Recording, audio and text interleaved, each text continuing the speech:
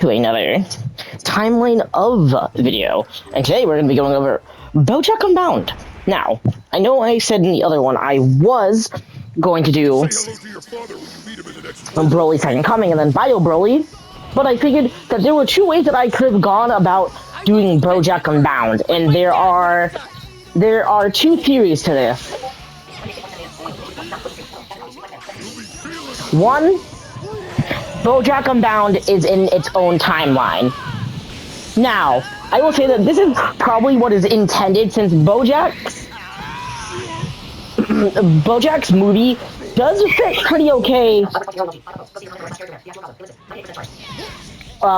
Bojack's movie doesn't really contradict canon. I think it's implied that, well, I mean, yeah, Vegeta says that, to Goku that Gohan got soft over these 7 years. But that can still be the case. He can still be that weak even after fighting Bojack. But the whole reason that I'm adding it to Broly's is to make something a bit more make sense according to some what the devs have said about Broly's Second Coming, since the guidebooks really do sort of matter here, since they're some of the only context we have on the series as a whole for the movies in particular. And maybe I will go through for this video the second Bojack one, where Bojack is a standalone movie, but I want to go over where I think this takes place. So, last time we stated that Broly the Legendary Super Saiyan takes place during the 10-day wait for the Cell games. Everything goes according to canon, where Gohan goes Super Saiyan 2, beats Cell, Goku sacrifices himself against Cell, Gohan kills Cell. In this one, Trunks actually stays for a little bit longer, or you can even say that this is a version of Trunks that beat the androids and then came back to tell everybody the great news. And that's what we're going to be going with. That is when he gets wrapped into a tournament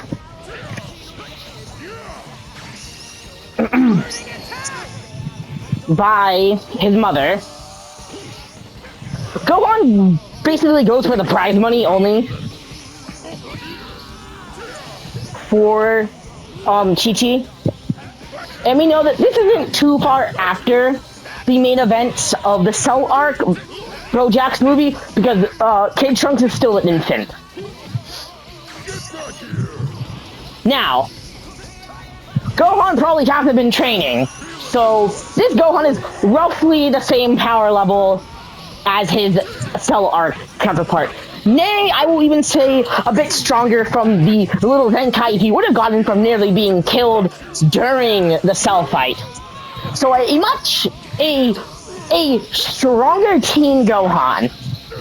Everything in the movie goes according to plan, though, with most of Bojack's henchmen being around semi-perfect to the Cell Juniors levels, even weaker depending on it. Such as Kogu, who I believe is the person who fights Trunks. Trunks, as a Super Saiyan, was able to kill Kogu, which would imply that he is, say, a little bit stronger than semi-perfect Cell, where we know Vegeta states that Trunks, as a Super Saiyan, could have killed semi-perfect Cell. Since Trunks was even, slash, a little bit, probably stronger than Vegeta, around that. Vegeta states that Trunks is equivalent to his power. And what this basically means is Kogu cannot be the power of a Cell Jr. unless you believe that Trunks got stronger. But I'm gonna say no. This goes for the rest of Bojack's crew. They are all around imperfect, semi-perfect, slash the Cell Juniors levels, okay, not really around the Cell Juniors levels, but within the ballpark. They're not stronger than a Cell Junior or even equal with a Cell Junior, but around the time of, say, stronger than semi-perfect Cell, and that's pretty much it. This puts base Bojack at Perfect Cell's level. He takes on Piccolo with ease, takes on Super Saiyan Vegeta with ease, takes on Super Saiyan Gohan with ease, who we know was able to somewhat fight with Cell, or he would have been able to fight Cell. Now, this isn't me saying that Super Saiyan Gohan would beat Perfect Cell, because no way in hell that's happening. Perfect Cell would have killed Gohan if he didn't go Super Saiyan 2.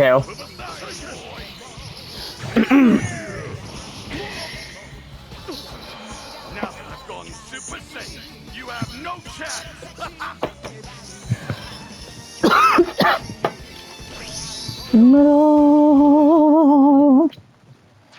And what that basically means is, well, how strong is Super Bojack then? If Gohan's a little bit stronger, and his base form is equivalent to, you know, say, Perfect Cell, well then how strong is Super Bojack?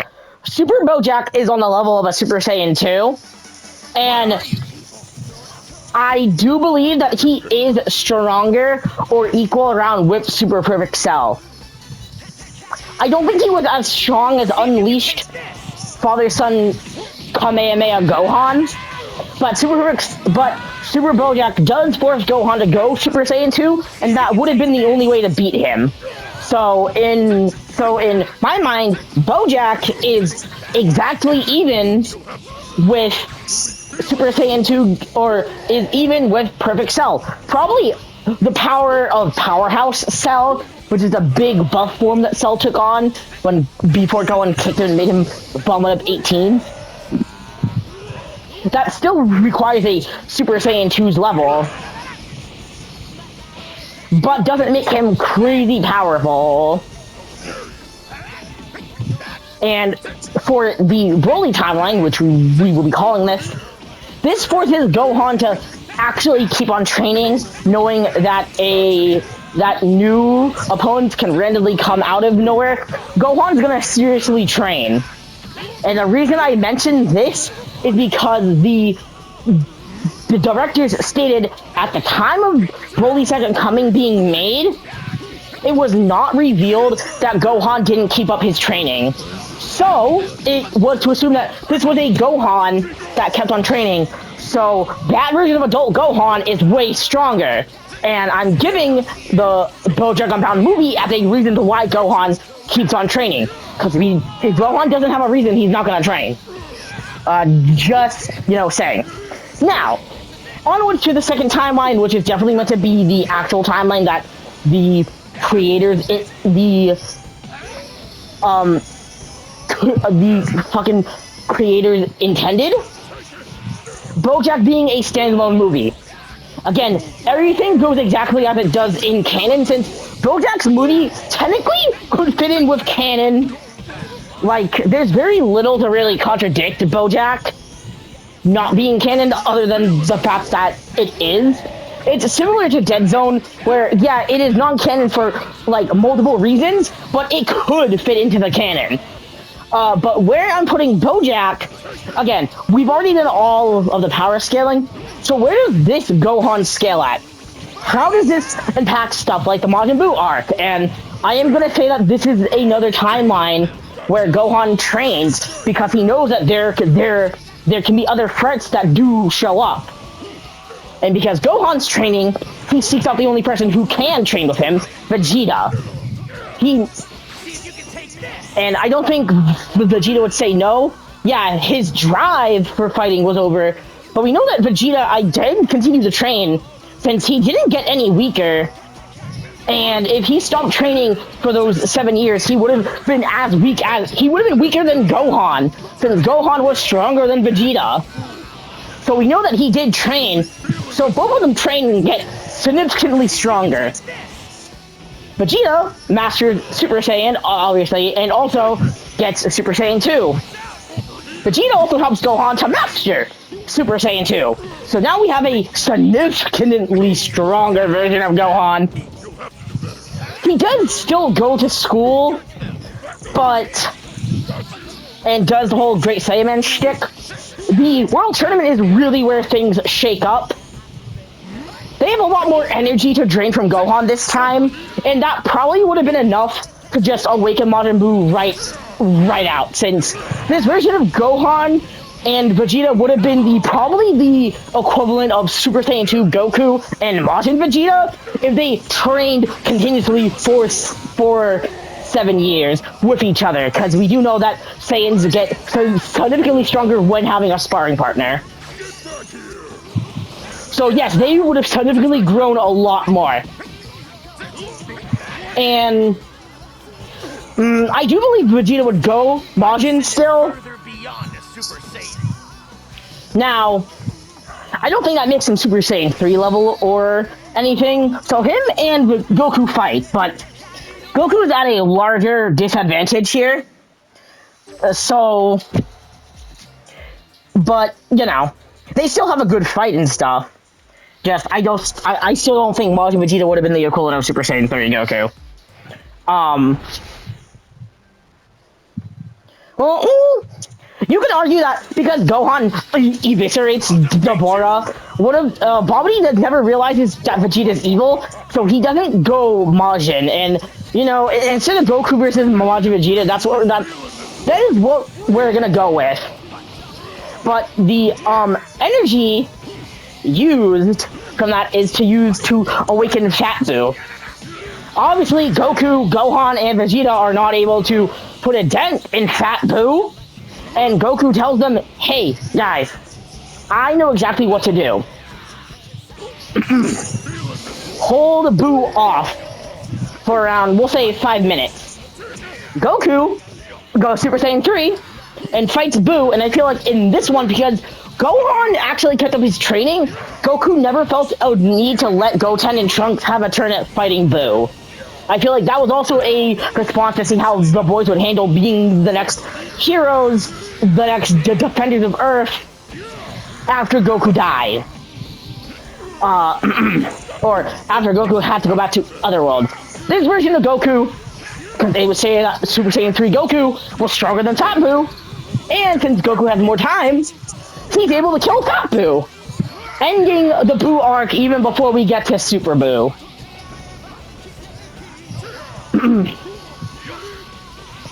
Vegeta lives, Gohan lives. Vegeta never gets his fight with Goku, but Babidi never knows that Vegeta harbors darkness because he doesn't see the annoyance from Gohan. Deborah doesn't pick up on the fact that Vegeta was probably more ruthless in the past, leaving to Buu being defeated. And with that, when Beer shows up, everybody's fucked. I will say, eventually, Gohan and Vegeta probably would have reached the equivalent of Super Saiyan 3. I don't think they would have been able to go Super Saiyan 3 unless they went into a Hyroic Time Chamber. And you might be able to argue, hey, does Gohan even keep on training? And I guess the thought would be, after having a talk with his father, yeah, Gohan does continue to train. Not as much as he did for those 7 years, but Vegeta still drags his ass to train. And he still trains with the Vegeta actively. Because he has to as the new hero of the world. When Beerus comes along, Gohan and Vegeta get their asses whooped. Just outright get their asses kicked. And they don't have enough people to go Super Saiyan God. And there's no Elder Kai to give Goku his life force, since they never need to pull out the Z-Sword. Which means Beerus blows up everything, and that's where this timeline ends. I guess there's the alternate path where Shin gives Goku his life, and that then allows Gohan or Vegeta to go Super Saiyan God. I don't think Goku would get it in this one, but that's a totally different timeline. But as we see, it would probably end badly for them in the Bojack timeline, like most timelines do, because things can significantly shift.